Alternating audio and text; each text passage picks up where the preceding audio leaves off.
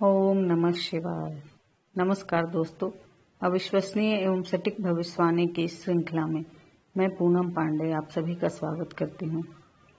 दोस्तों, मैं हर रोज आपके सामने ज्योतिष के कुछ खास विषय को लेकर चर्चा करती हूँ। दोस्तों, मैं 12-13 वर्ष की उम्र से ज्योतिष तथा हस्तरेखा के विषय में अध्ययन कर रही हूँ। ज्योतिष तथा हस्तरेखा के विषय में अध्ययन करते हुए मुझे लगभग 30 वर्ष बीत चुके हैं। इन 30 वर्षों में मैंने ज्योतिष के बारे में बहुत कुछ सीखा, समझा और अनुभव किया। बल्कि इस दौरान मैंने हजारों कुंडलियां देखी और उसमें ऐसे ऐसे योग फलित होते देखे जिनके बारे में शास्त्र में विस्तार से कोई चर्चा नहीं की गई है।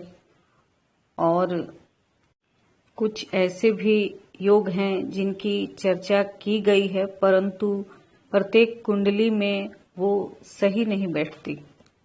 दोस्तों, ज्योतिष भी एक रिसर्च का विषय है और समय, परिस्थिति, देश काल के अनुसार इसके फलों में परिवर्तन होता रहा है।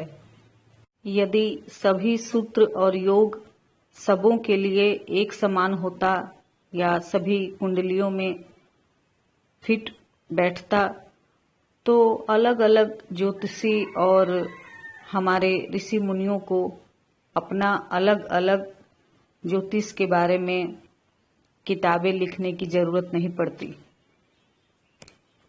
केवल एकमात्र ज्योतिष शास्त्र होने से ही काम चल गया होता, परंतु ऐसा नहीं है। सभी के अपने अपने अनुभव हैं और उन्होंने उस अनुभव को लिखकर अपनी अलग अलग रचना की है।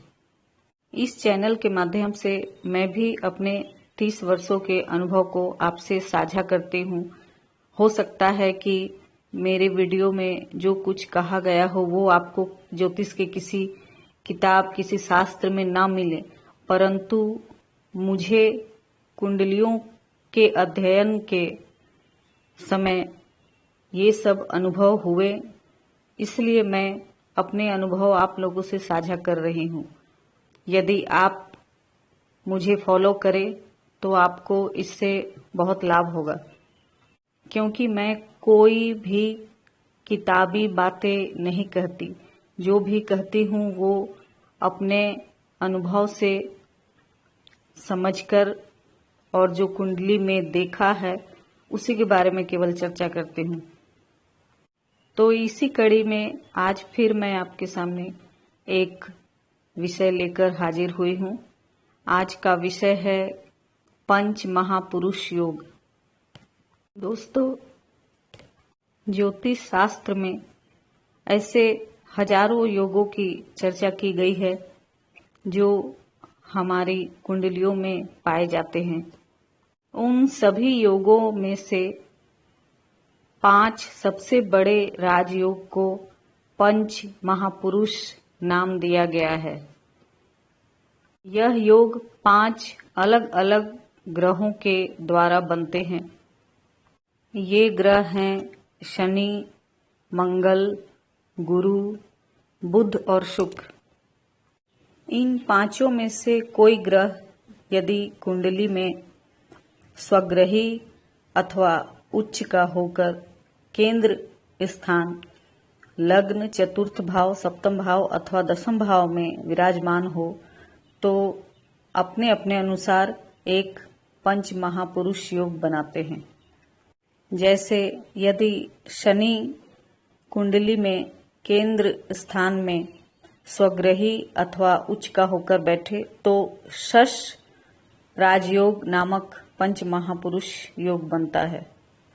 उसी प्रकार यदि मंगल केंद्र में स्वग्रही अथवा उच्च का होकर बैठे तो रोचक महापुरुष योग बनता है। यदि गुरु कुंडली में केंद्र में स्वग्रही अथवा उच्च का होकर बैठे तो हंस पंच महापुरुष योग बनता है। बुध यदि केंद्र में स्वग्रही अथवा उच्च के हो तो भद्र पंच महापुरुष योग बनता है, और शुक्र केंद्र में स्वग्रही अथवा उच्च का होकर बैठे तो मालव्य पंच महापुरुष राजयोग बनता है। जैसा कि नाम से ही पता चल रहा है कि राजयोग का अर्थ क्या है। जिन लोगों की कुंडली में इन पांचों में से एक भी पंच महापुरुष योग बना होता है, उनके जीवन से बहुत हद तक संघर्ष खत्म हो जाता है। जीवन में कम से कम एक बार तो उनका जबरदस्त भाग्योदय होता ही है। यदि एक से अधिक पंच महापुरुष योग हो तो उसका बात ही क्या करें।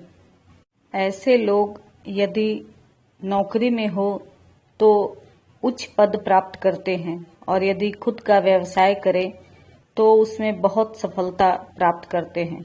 जैसा कि नाम से ही देखा जा रहा है राजयोग, राजयोग का अर्थ है दूसरों पर राज करना। ऐसे लोगों के अधीन बहुत से लोग कर्मचारी काम करते हैं।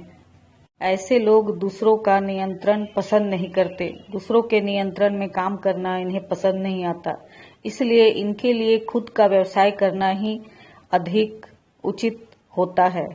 यदि नौकरी करना आवश्यक हो या इनको वही पसंद हो तो उच्च पद की नौकरी के लिए प्रयास करना चाहिए। क्योंकि मैंने ऐसी बहुत सारी कुंडलियां देखी हैं जिनमें लोगों की कुंडली में राजयोग था और उन्होंने निम्न श्रेणी की नौकरी ज्वाइन कर ली, परंतु कुछ समय बाद उन्होंने उस नौकरी से त्याग पत्र दे दिया। इसका कारण यह है कि राजयोग वाले व्यक्ति दूसरों के अधीन काम करना पसंद नहीं करते या उन्हें उसमें असुविधा होती है, वे अपने आप को असहज महसूस करते हैं।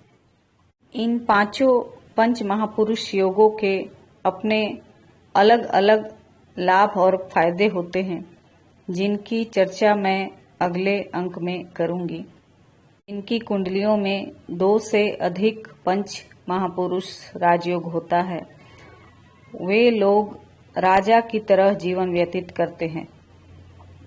भगवान श्री रामचंद्र जी की कुंडली में 3 पंच महापुरुष योग थे। पहला लग्न में गुरु उच्च के थे, जिससे हंस पंच महापुरुष राजयोग बना हुआ था। चतुर्थ भाव में उच्च के शनि शस राजयोग बना रहे थे, और सप्तम भाव में उच्च के मंगल रुचक राजयोग बना रहे थे। इन योगों के कारण ही वो एक उच्च कोटि के राजा थे और राजकुल में ही उनका जन्म हुआ था। अगले अंक में मैं अलग अलग पंच महापुरुष राजयोग के बारे में आपसे चर्चा करूंगी। तब तक के लिए मुझे आज्ञा दें। नमस्कार। जय महाकाल।